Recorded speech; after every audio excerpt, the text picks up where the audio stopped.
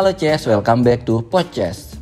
Podcastnya KPKNL Balikpapan. Bersama aku, Bagus Budi Prayogi, Pelaksana Seksi Hukum dan Informasi KPKNL Balikpapan.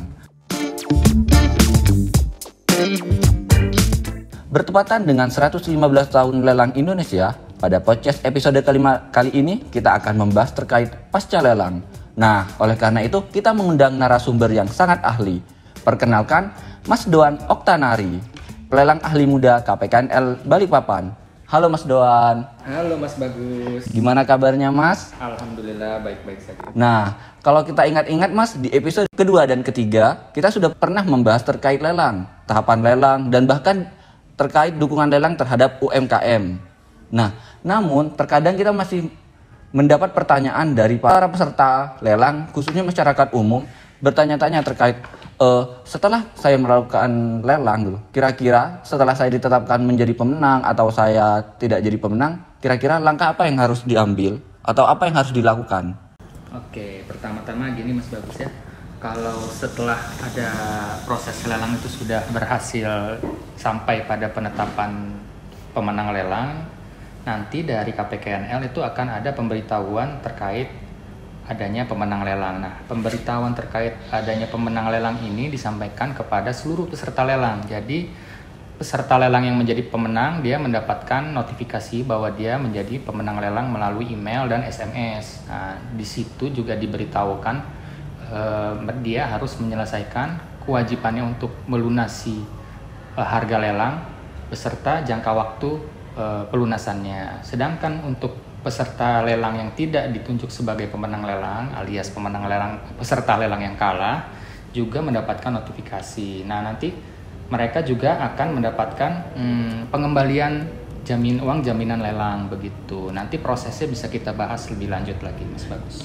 Nah, Mas Doan, kira-kira setelah peserta itu ditetapkan sebagai pemenang, untuk tahap pembayarannya dan kira-kira apa saja sih yang didapat oleh peserta lelang tersebut?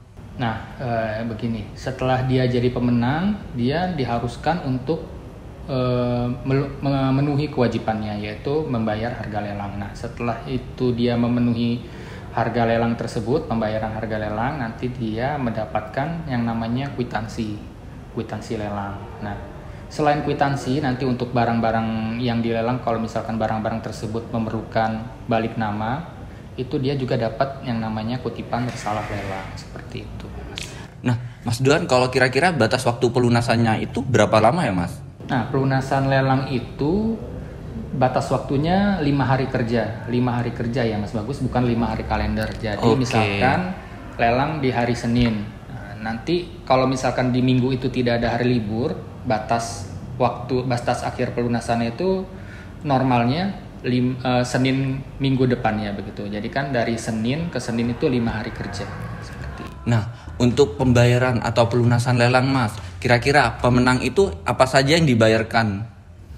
Kalau untuk pemenang itu, untuk pembayaran yang dilakukan oleh pemenang lelang, yang pertama yang pasti yaitu harga pokok lelangnya. Selain harga pokok lelang, nanti pemenang juga wajib membayarkan yang namanya bea lelang. Nah, bea lelang itu besarnya berbeda-beda tergantung dengan jenis lelang yang diikuti dan jenis barang yang dilelang. Jenis barang lelang itu maksudnya barang bergerak ataupun barang tidak bergerak. Seperti itu. Nanti selain itu juga kalau misalkan barang yang dilelang itu berupa tanah dan bangunan, pemenang lelang itu nanti diwajibkan juga membayar yang namanya BPHTB. BPHTB itu adalah bea peralihan hak atas tanah dan bangunan. Nah, tapi untuk BPHTB ini dibayarnya bukan di KPKNL, nanti dibayarkan kepada pemerintah daerah di mana barang itu berada. Itu biasanya nanti sih di pemerintah daerah itu namanya di Dinas Pendapatan Daerah. Oke. Mas, aku dengar nih ya. Jadi kalau pemenang lelang itu sudah melunasi hal-hal yang harus kewajiban sebagai pemenang lelang seperti pelunasan itu, mereka tuh harus datang ke kantor KPKNL ya untuk dapetin yang namanya kwitansi. Kira-kira apa aja persyaratan tuh buat pemenang lelang ngedapetin itu kwitansi? Betul Mas. Itu kan tadi kan sudah saya jelaskan, salah satu yang didapatkan oleh pemenang lelang itu setelah dia memenuhi kewajibannya adalah kwitansi ya. Nah, nanti kwitansi itu bisa pemenang lelang dapatkan, tapi syaratnya itu dia sendiri pemenang lelang yang mengikuti lelang tersebut yang harus datang ke kantor untuk mengambil kwitansinya. Nanti untuk mengambil kwitansi itu yang harus dibawa yang pertama yaitu bukti pelunasan. Pelunasan itu biasanya bukti transfer atau bukti store. Nanti bisa berupa lembar setoran kalau disetorkan langsung ke bank, atau mungkin nanti screenshot dari mobile banking, mungkin kalau dia menyetornya via mobile banking di handphone atau di internet. Nah, itu satu. Kemudian yang kedua KTP atau identitas. Nah, KTP ini untuk membuktikan bahwa dia merupakan pemenang lelang yang sah dan sebenarnya, seperti itu. Dan yang ketiga yaitu meterai. Meterai ini cukup 1 lembar untuk nanti dibubuhkan di kwitansi lelang tersebut, seperti itu. Nah, Mas, itu kira-kira saat kita memohonkan kwitansi itu ada norma waktunya dan norma biayanya enggak? Kalau untuk biaya tidak ada. Kalau untuk norma waktunya, normalnya SOP itu untuk kwitansi maksimal 1 hari kerja, begitu. Nah, tadi Mas Doan udah ngejelasin nih terkait kalau kwitansi itu harus diambil sendiri. Nah, kira-kira gimana nih, ternyata pemenang lelangnya itu jauh dari KPKNL yang melaksanakan lelang. Itu kira-kira gimana dia dapetinnya? Ada solusinya. Jadi misalkan kalau pemenang lelang nih, lelang di Balikpapan gitu ya, pemenangnya ada misalkan di Banda Aceh sana, tapi dia punya kerabat ataupun kenalan yang di Balikpapan gitu. Nah, salah satu solusinya nanti dia bisa memberikan kuasa kepada orang yang ada di Balikpapan untuk mengambil kwitansinya, begitu. Jadi dia bisa memberikan kuasa kepada orang lain untuk mengambil kwitansi atas namanya. Jadi syarat-syaratnya untuk dikuasakan itu bisa nanti dibuktikan dengan surat kuasa. Surat kuasa itu harus wajib dibuat ditandatangani di atas materai. Jadi nanti pas ngambil, si penerima kuasa itu ngambil dengan membawa syarat-syarat tadi yang sudah saya jelaskan tadi, ada 3 itu. Nah, ditambah dengan surat kuasa yang sudah ditandatangani oleh pemberi kuasa dan penerima kuasa. Nanti untuk bukti dukungnya bisa berupa fotokopi KTP dari pemberi kuasa dan KTP asli serta fotokopi KTP dari penerima kuasa gitu. Nah, Mas, aku pernah dengar nih, katanya kalau kita menang lelang BMN, seperti contohnya nih kendaraan.